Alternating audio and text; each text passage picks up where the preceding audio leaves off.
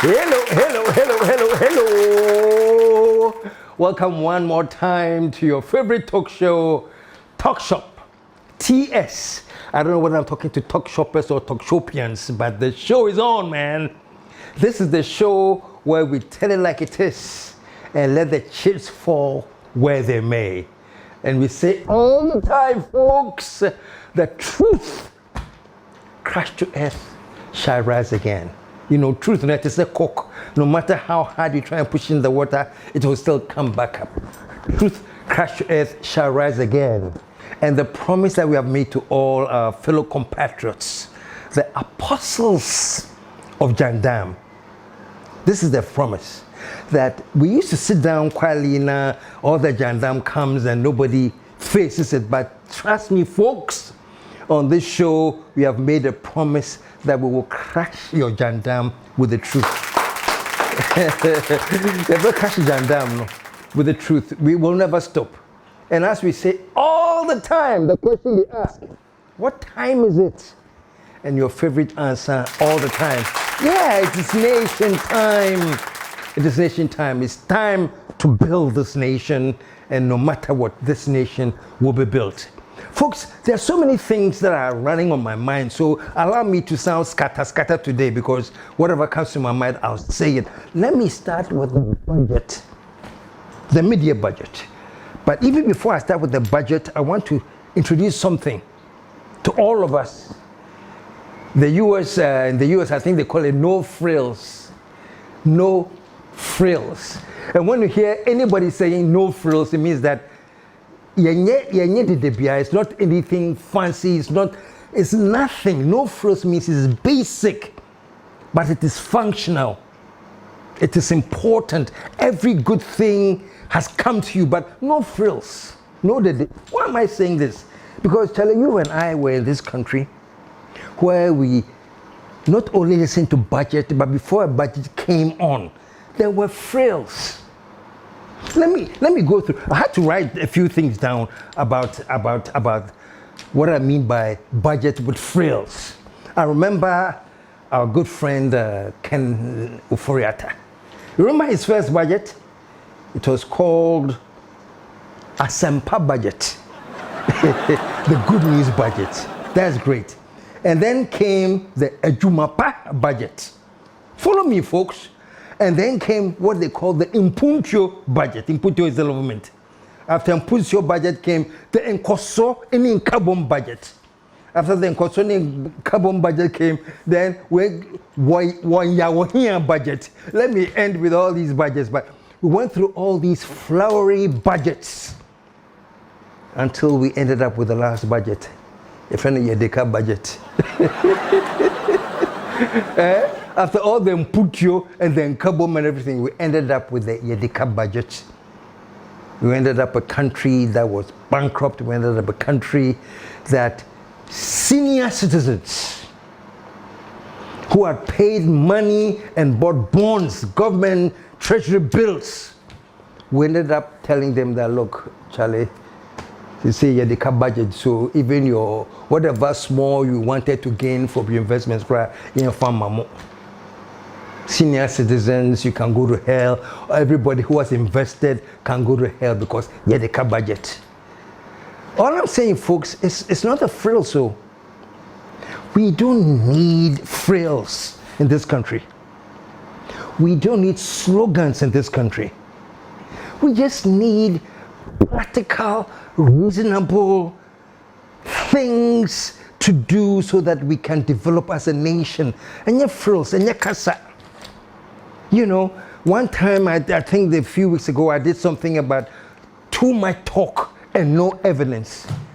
And one of our congregants actually sent me a message and says, KSM, what you're saying is very right. What we need is documentation and not conversation. Documentation, evidence, and not talking on. You know? No, what I'm saying is this. We went through all the frills, and we ended up saying, Yedeka budget. After Force's recent mid-year review, before I even talk about that, something interesting happened. the minority decided, say, they are going to stage a walkout on the day. Mr. Speaker, we have lined up a number of activities to back home our demands. And to the extent that these violence visited are not atoned, we cannot be part of the presentation of the media budget. And to that extent, Speaker, to that extent, we are exiting the parliament and cannot be part of this process. Fine. They have something very important to talk about. Election violence. Who would disagree with it? And specifically what happened recently at Blokuma. The violence. The attacks on Howard Kubison. I don't think any person in their right senses will support it. No, it was not right. It was very unfortunate. It was a blemish in our record as a nation that still this kind of violence takes place during election time. So I agree. I agree that you're concerned about it, and every reasonable Ghanaian must agree that this raises concerns. But folks, the timing of the petition. Look, if I was the leader of a minority people, I'd say, listen, we have to confront this issue of violence, electoral violence, but let's find a time for it. Today, they're reading the media review. Let's be present. Let's be present because we are all Ghanaians. We all are Ghanaians, whether you call it majority or minority, we are Ghanaians. And that's the overriding factor. So for the day that they are going to read the budget, let's be present. Let's make our presence felt. Let them read the budget. Whatever we have to say for or against the budget, we will definitely say it. If you have to have a press conference for or against it, we will. We are there. We will respond to the budget. But please, let's be physically present in Parliament just to show respect to this country. Just to show respect to Ghana. Say, Charlie, a budget is being read, and whether we agree with the budget or not, it's a very national event for which we must be present. And after that, let's find a time and present a petition to the president or whatever we think. Somebody didn't make an say. So me, I'm not saying, say, why did you present the petition? I say, fine. But honestly, my dear NPP, your presence would have meant a lot. But to choose that day to go and present a petition and symbolically we have boycotted the budget, I don't know. Anyway, you have your own leaders and you all have your own forms of intelligent reasoning behind things that you do. So, don't find me if I don't understand it. But I'm sorry. You have constituencies. So you have constituencies who are watching. By all means, the minority must give a response. Whether for or against, it is very, very, very, very important that we have some kind of response from the minority. So, and I'm sure there are going to be responses. But what, you're going to respond based on what you watch on TV? Does it sit right for you that instead of being in the parliament as the minority or whatever, to say, we were here, we had this, and we are debating this, you choose that day to boycott it? And I'm waiting for the response. What are you going to say? Oh, we watched it on TV and this is what happened. Oh, come on, folks. Let's grow up. Let's grow up. Me pacho, this does not show signs of a matured parliament. If I was in a constituency and they were reading the media review and my MP chooses that day to walk out, I'll be very disappointed. Me pacho, whether you agree with the budget or not, I don't care. Be present. That's why we voted for you to be there. You know, but if you choose that day to work out as an MP and I'm watching, I'm supposed to be happy? No. Yen can't Charlie. Let me say this bluntly. And because Ghana, for everything, unless we say it's scripture, Montiasi. Let me say this.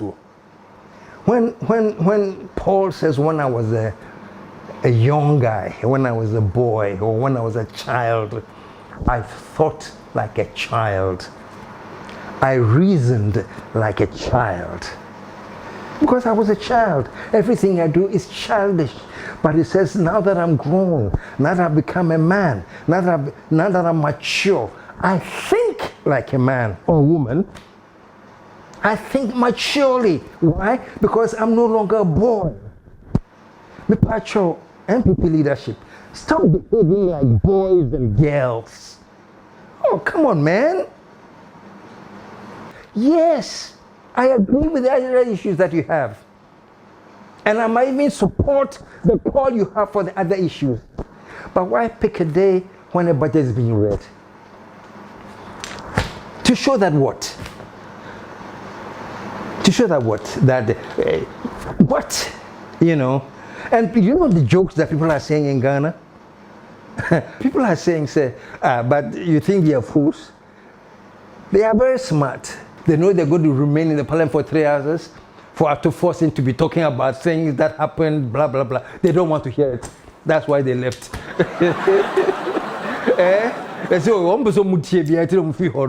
I mean, folks, whether this is a joke, but whether it's true or not, it doesn't speak well. It doesn't speak well, oh. And the free advice I'll give you is that if you call yourself a mighty minority. We are few, but we are a mighty few. We are few, but we are a mighty few. Yeah. You are the one that gave yourself that name. Oh. If you call yourself a mighty minority, what makes you a mighty force is that you are present at all the time and you are willing, eyeball to eyeball, to debate who they call the majority. Is it Asante Fon Antonio be say let's just say mighty which means we are not cowards. We won't run away from anything. You know, so the mighty minority, if you're going to be characterized by Johnny, anything, then why do you call yourself mighty? Why? So maybe there's free advice I'm giving you. If you like, take it. If you don't like, don't take it. If you want, it will make you feel better. You can insult me. But I'm saying that don't act as cowards and use excuses to stay away from Parliament. This your call for an investigation into the electoral violence is a very good call. But the timing shows you were running away from something. And all I'm saying is that if you say you are mighty, dear, adopt that we will stay and face whatever we have to face. This could have taken place at any time.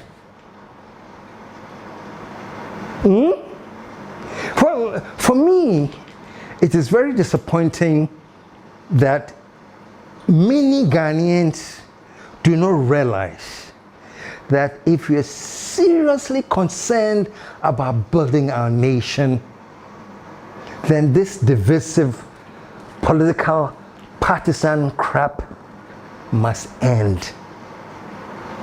You know, the time I said that what is worrying about our partisan politics is that, well, they are part of, for NPP, there's a part for NDC or whatever, and one part must always be praying for the failure of the other. Do you remember I said that? It is sad that when a government party is elected into office, the whole segment of the population was saying, oh, Charlie, we should have been there, or we want to get there, so let's pray for these people to fail. Recently, this is an extremely intelligent MP, I think his name is Eugene Boachi, actually say that he's praying for Mahama to fail. Why? So that we can come back to power. Very, very intelligent statement. I want him to fail. I want my party to win the 2028 election. So you want him to fail? I want I don't want Mahama to succeed as in succeeding, because I want my party to win. And that is what we are faced with in this country. That at every given moment, one section is praying for the failure of the other. It doesn't make sense, folks. Charlie, let us mature and evolve to the point where we can say, I am not in this party. I don't believe in the ideology of this party. But if they say they are building the nation there, whatever I can do to support them, let me do it. Can we get to a point where we realize that this focus must be placed on uplifting Ghana and not a party? And if there's a party on that is doing the right thing, shall we support the party to do the right thing to uplift Ghana? Or shall we pray for the party to fail so that we also come and say, okay, now let me do it? Maybe it makes sense politically. For all of you sycophants who are in parties, maybe that makes sense for you. But for silly people like me, who are sitting on the wall, it is stupid. It is absolutely stupid to say, I'm praying that you fail. Because what you must understand is that if the party fails, the country goes down. If the party sinks, the country goes down. So should the country go down so that you can take power and show that you can bring it up? I don't understand. And especially when you've had 8 years to be in power. Now 8 years old to be in power. And the people say one yard, so they say step aside.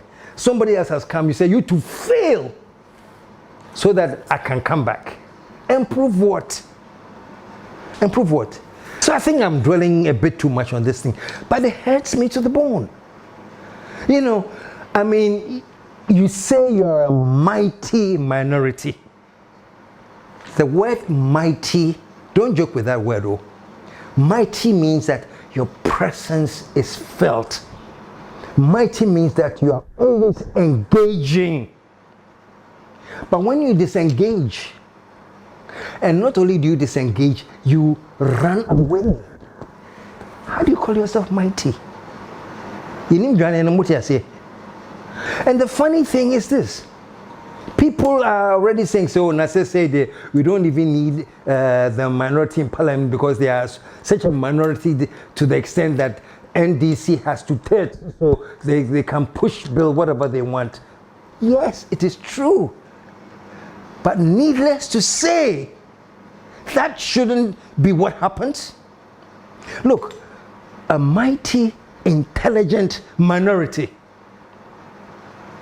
A mighty, intelligent minority can be in parliament with their minority, but their intelligence will be felt and it will be reverberating in the nation.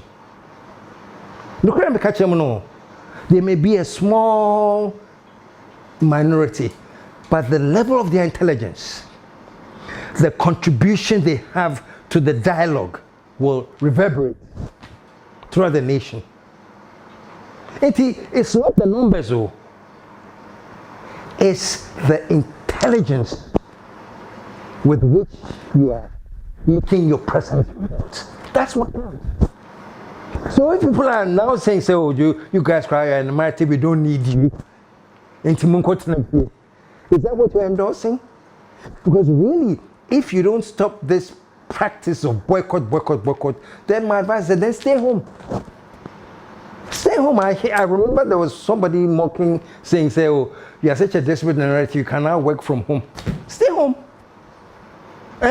Stay home and watch TV, because this budget cry, you were not there, so I guess your responses will come from what you watch and learn from TV. So stay home, work from home. And nobody will ever question why there was no minority in the parliament, because they are working from home. Stay home. Because you yourselves, if you are telling Ghana that you have gotten to the point that you don't feel wanted in parliament, you don't feel needed in parliament, and so you keep boycotting it, then stay home. Otherwise, my advice is that think strategically and make your presence felt, because NPP, your presence will be felt not because of the numbers you have, but the quality of your contribution. The quality of your contribution will be so remarkable that you can't help but pay attention to it.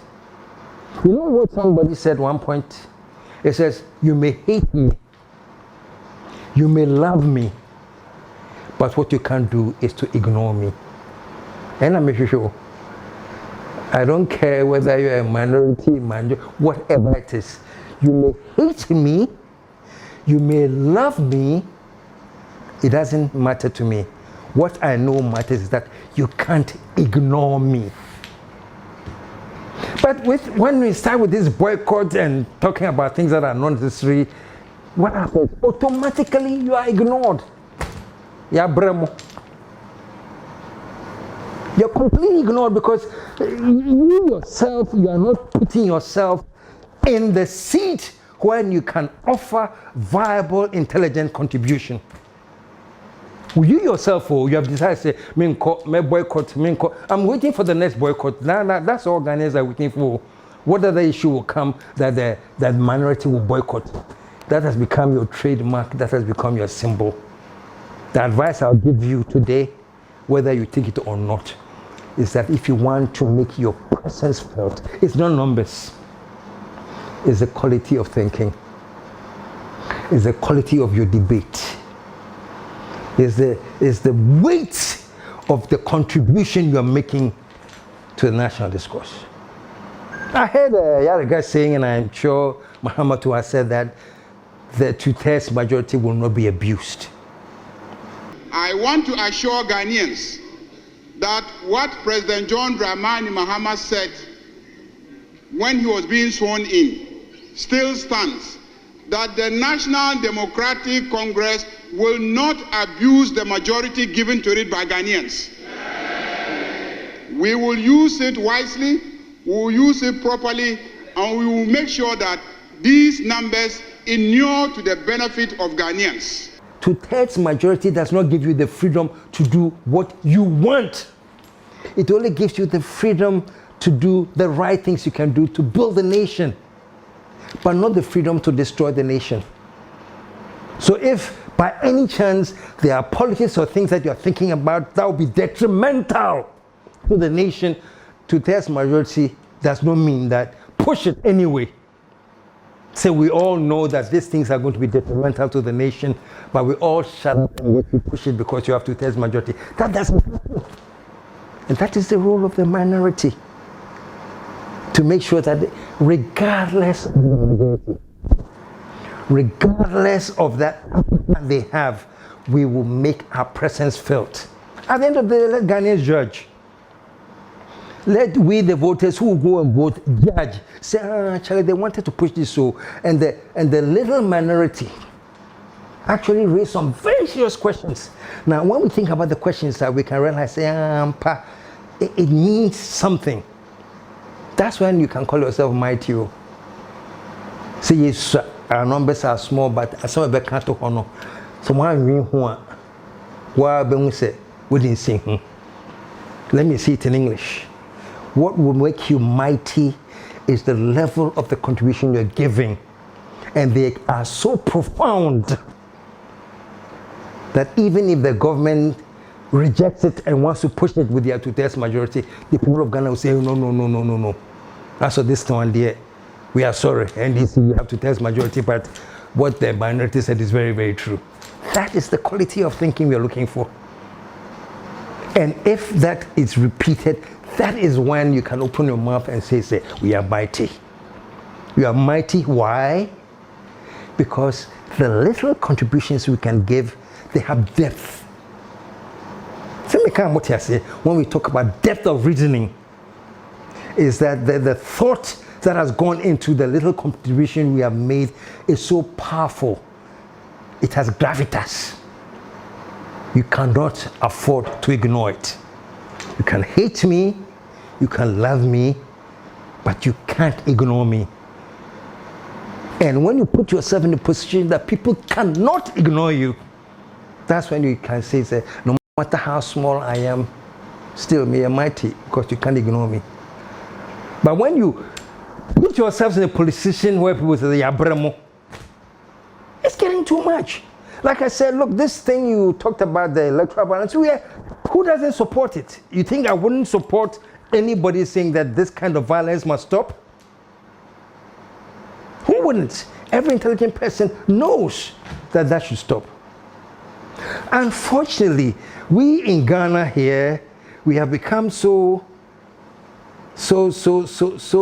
childish, especially in our politics, that we are sycophantly attached to our parties. And that doesn't do us any good, though. When you are in power, or when your party is in power, and you are not bold enough when your party goes wrong to actually condemn your party, say, me NPP, me NDC, we know that. But this one that you're doing, dear, I beg, it is no good. Why not? But when we become so sycophantic that no matter what your party does, that is where I say we are not growing as a nation. Remember, remember the violence there? Remember that NPP was slapped like crazy? Remember the soldiers that claimed they were national security that came there with vans and disrupted and did all kinds of stupid things? Imagine then that even members of the NPP on the floor spoke against it and said, this is bad. This is evil. This thing cannot be allowed to happen. Let that come from the lips of even NPP people. But we all kept quiet because our party was in power. And it was okay. I say you need this. It is okay. Look at the nasty things that happened at Techiman. Electoral violence. People were shot, killed. Any investigation? No. Any idea why those people were so innocently killed during an election that is supposed to be peaceful? No. Did the government bother to investigate it and punish? No. But it was okay. Why? Because we are in power. And at that time, I don't think that anybody who belonged to the NPP saw anything wrong with what had happened. As a matter of fact, somebody actually said that they were criminals. Were you a bit disappointed that the president did not even speak at all about the people who lost their lives in the Techiman South constituency? Should the president just talk about if a criminal is shot, he's shot, the crime does not matter? I beg to differ. I think it's not fair to insist that because somebody died, even if he was in the process of committing a crime, it becomes an issue. No, I beg to differ. Not even commiserations to the families? Hello? Do we commiserate with the families of armed robbers we shoot? Are the people who died armed robbers or are they criminals? Were they in the process of committing a crime? Let's determine that. These are thinking of any victim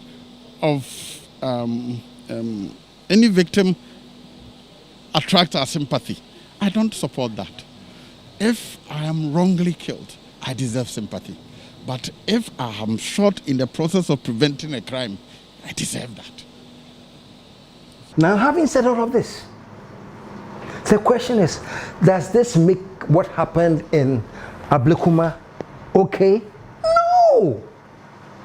It doesn't. Not by any stretch of the imagination, people. What happened at Ablekuma was not okay.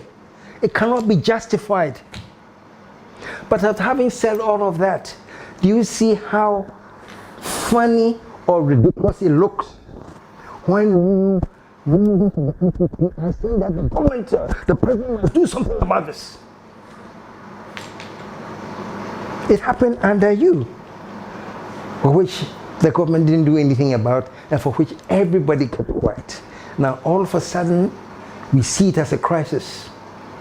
So we should pressure the government to do something about it. I remember an earlier parliamentary, somebody actually suggested that Mahama should come and apologize to Ghana for what happened to Howard Compson. President Mahama must publicly condemn the Ablekuma North violence and personally apologize to Honorable Mavis Howard Compson, Nanekwe Friye, and all the victims of the violent attacks. His statement must be unequivocal and without any qualification or justification for the violence. And all I'm saying is this, we have seen this before. You know, can you imagine that when this happened some time ago, we would have had NPP people protesting, no, Nanado, please go and apologize to Sam George. Or the NDC people saying, Nanado, go and apologize to Sam George. You know, I just want you to look at the dynamics, not because it's right, no, but it's because we as people should start getting matured enough to understand that regardless of who's in power, wrong is wrong, right is right. Wrong is wrong and right is right. You cannot keep mute and silent and supportive of a wrong in one administration, but be very loud and vocal in another. It is not correct.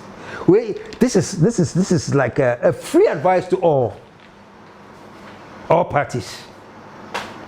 And I think the next step should be this, that I always say that the moderates are the ones that are always intelligent and they have something to say. I think that it's time for the moderates to come together and say, I am from the NDC, I'm from the NPP, and I'm from whatever, but let's come together and let's start thinking of things that we all can do together to build this country. But the KSM let us be entrenched in our partisan beliefs and ideologies and keep going down as we have been doing. Anyway, I think I've been talking too much, you know. But basically, two things, then I end my thing. After Forson, thank you for the no-frills budget, but that was very, very functional. And in the next episode or so, I'll be looking a closer look at the budget. Remember, those of you who watched my last episode, what I said was that Yayebiu, Baniaka and the Dawson. So Arthur Forson, Your Excellency, thank you. We are moving in the right direction, but there's so much more to do. And I'm glad that Arthur Forson himself realizes that. And I'm sure the president himself too realizes that. Total cash of 114.5 billion has been paid from the consolidated fund.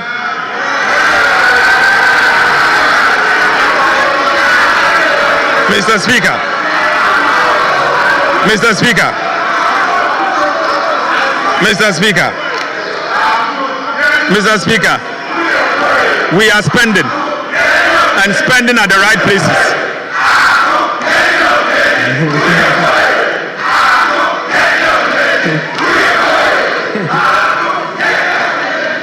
Right, Honorable Speaker, we are spending at the right places.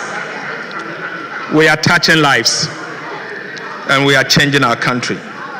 Mr. Speaker, there is still more work to be done. President Mahama is determined to deliver. Inshallah, His Excellency John Mahama will deliver. This is just the beginning. There is so much more to do. Remember what I said? Somebody said, the more I learn, the more I realize how little I know. So the starting and everything is great, but there's so much more to do. But I find time, you know, this show is there. We are for nation building. We're in Punti show. We are for nation building, so more will be coming. But today, let me just wrap up on this. To Forson, thank you, but we'll take a closer look and we urge all Ghanaians, let us roll up our sleeves and support and make sure that this works for the nation. And my final advice to the NPP, stop thinking in your imagination that we are a mighty minority. Stay focused. Like I said, the free advice is this.